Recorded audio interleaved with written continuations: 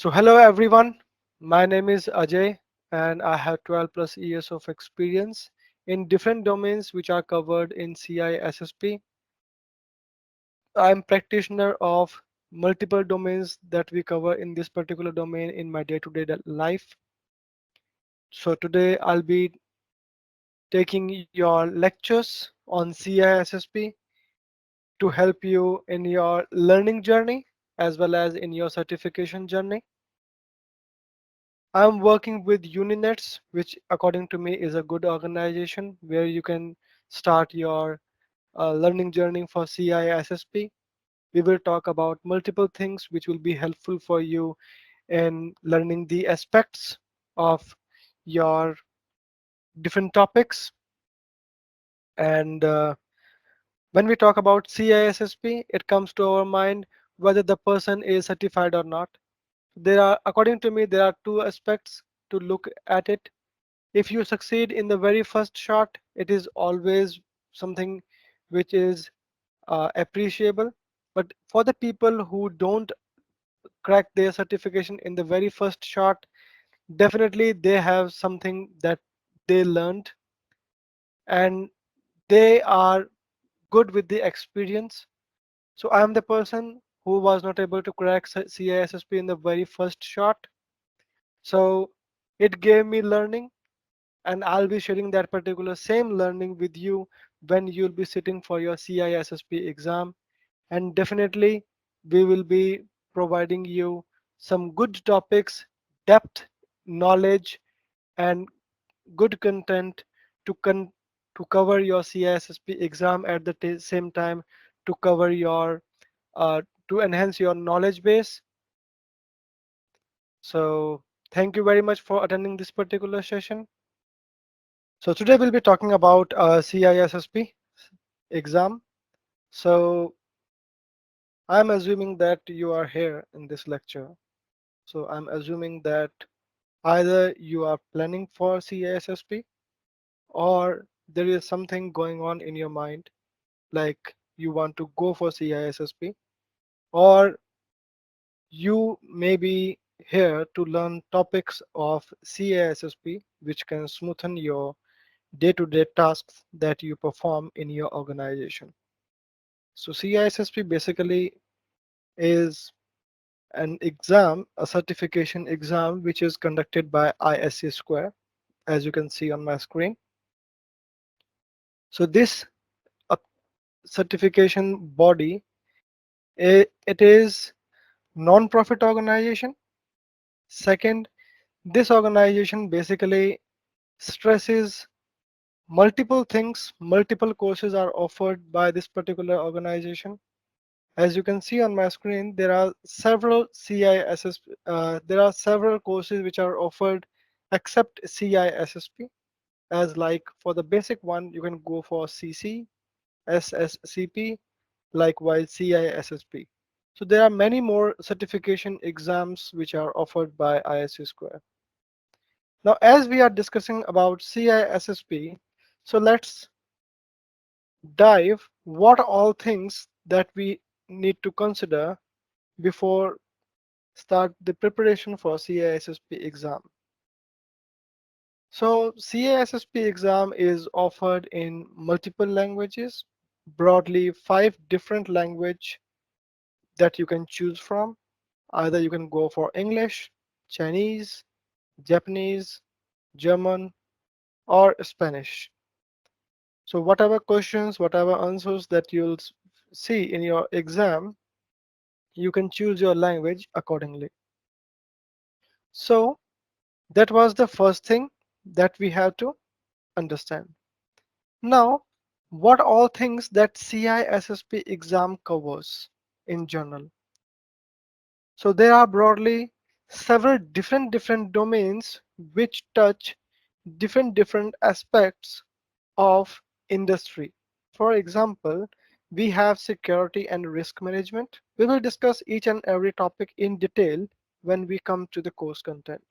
So right now we are just going through what all things that CISSP has to uh, judge your knowledge against.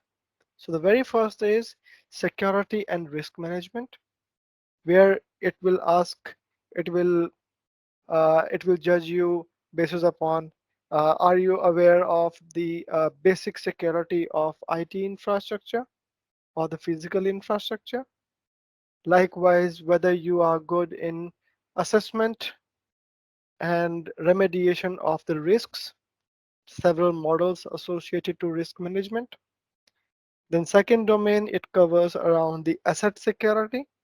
So when the word asset comes to your mind, it talks about the devices. But in general, asset is something which contains a value. So if you want to understand it in other way, your data is also an asset. Employees, they are also an asset. Likewise, your uh, IT equipments that we have, they are also asset to your organization. So next domain is asset security. We will discuss in detail what all assets that we have to secure. Then you have security architecture and engineering, where you'll be learning about how many different types of architectures present today against which you can choose based upon your organization type. Organization type means whether your organization is dealing in insurance, whether your organization is dealing in health sector, whether your organization is dealing in automobile sector, whether your organization is dealing in finance sector, or whatsoever sector it is. So basis upon that, you have different security architectures, and based upon security architectures, you have different engineering requirements that you have to consider. Then you have communication and network security, where you should have a basic idea of how communication works, what all networks, network equipments, network protocols which are involved in communication, and then how to secure all those communication and and network protocols. So that particular segment will be covered under communication and network security. Then you have identity and access management, where we talk about if we have a user, how that particular user will log into this to their assets or their devices. So to identify them, to provide them authentication, to provide them authorization, how to do the accounting part, right? So all these things, and there are different set of models which were introduced in terms of managing the access. Like for example, previously we had authentication and authorization with basic username and the password. Now as security is evolving and there is more need for security, so now you might have come across the term multi-factor authentication. So that sort of thing will come under identity and access management. Then you have security assessment and testing, where we talk about what all uh, security postures that you should follow. There are different standards. For example, there are organizations, for example, say ISO. You might have come across the term ISO standards. Then there are several standards which are offered by different uh, regional based organizations. For example, if you are working in United States, there is something that we call NIST and IST, which basically talks about the standards that you should follow as United States government agencies to secure your environment. And then the second part is how you can test that particular thing. So security assessment, how you can assess it, what all conditions, what all rule sets, what all definitions that you have, that we will try to cover under security assessment and its testing, whether that particular thing is actually securing your organization or it is just there because it should be there, right? Then you have security operations. Second last domain, in security operations, you basically talk about how you can secure your operations. For example, if there is a requirement of a change in your environment. For example, if you want to change your public IP address or private IP address, it is just merely an example. It is not the complete definition, but just to give you an idea, like how you can manage all those operational things at operational level, right? So that particular aspects we will try to understand in security operations section. So there are several certifications also that you can go for. When we talk about security operations, you might have come across the term ITIL, right? So these are something which I can say is a training program to enhance your knowledge, so as you can learn the concepts and implement those concepts in your day-to-day life in while working in operations. Then you have the last section, which is software development security. So it is basically talking about all the aspects of the software world. For example, building of application, testing of application. There are several models which are involved in security development cycle. There are several methods how you can build software effectively and efficiently, right? So all those aspects we will try to learn in software development security. Coming over to the next section, which is talking about how many years of experience you should have prior appearing for CISSP. So the associate program of ISC Square will requires you at least 5 to 6 years of experience. Like say if you have experience between 0 to 5 years, you can go with associate. In associate, you will be having a buffer time of 3 years. Like if you are close to completing your 5 years, you can complete your 5 years and then you can submit your experience to CISSP and they'll provide you CISSP certification. Or if you are someone who has just started their IT career and you want to go with CISSP, you can go with associate certification of ISC Square. So that is the prerequisite for this particular certification. Now, talking about exam, what all things that we will be having in our exam, it is something like say 4 hour lengthy exam. So when we say 4 hour, it is tiring exam, right?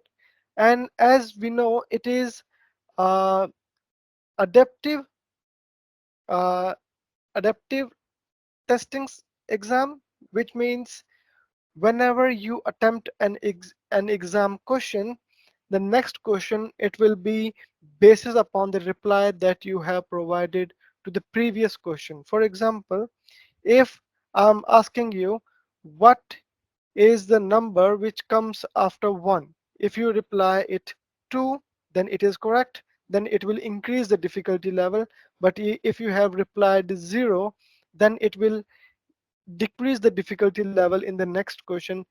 And basically this adaptive testing, it is just to check whether you are fully aware and prepared for the exam or not. In terms of knowledge, like CISSP does not require you to be expert in every domain, but you should be at beginner or at intermediate level in terms of understanding what all domains cover, and like say a inch deep into the ocean. It does not require you like you should know the complete depth of that particular subject, but a inch deep. But the course content, it is as wide as ocean, right? So that is the main thing.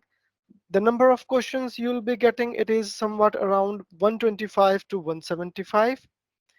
The item format, it will be in multiple choice. Like you either you can have one option correct among the four or the five options, or you can get multiple right answers for one question. So both the type of questions you can see in your exam. Now talking about the passing grade, you have to score 700 plus points out of 1000 points from the question set. So these points are not equal for every question. Basis upon difficulty level, these points are set, right? Then you have exam language that we already discussed. Like you have five languages that you can choose from, right? Then you have the testing center. So Pearson VUE is the authorized testing center for your CISSP exam. You have to reach Pearson VUE Center at least 30 minutes prior to your exam to complete your formalities, and then you can sit in your exam basis upon the confirmation provided by the Pearson VUE proctor. Then you have the weightage, like every domain has a certain weightage to the exam. For example, if you have 100 questions, let's take an example. If you have 100 questions in your exam, 15 questions you can expect from first domain, 10 questions you can expect from second domain. Likewise, you have separate percentage level that you have to that you have to be comfortable with, right? Then the total of that particular is 100%. So you should not do something like, let me this particular domain is something which is difficult to me because I'm from a different domain. For example, most of the people, they are not feeling comfortable with communication and network security because it is lengthy, it is way too lengthy, and they think like it is only for 13%, so let me skip it. So it should not be there. You should have a basic knowledge. I'm not saying that you should uh, memorize each and everything, but you should have a basic knowledge of communication and network security, which can help you in other domains as well, right? For example, if you are someone who is working in network security and you think software development is not my piece, is not my favorite topic, so I can skip it. It should not be there, right? So these are few things that I will recommend to you that you should avoid doing it. But again, the choice is yours. There are lucky people who leaves the domain or who doesn't read the domain and still they manage to crack the CISSP.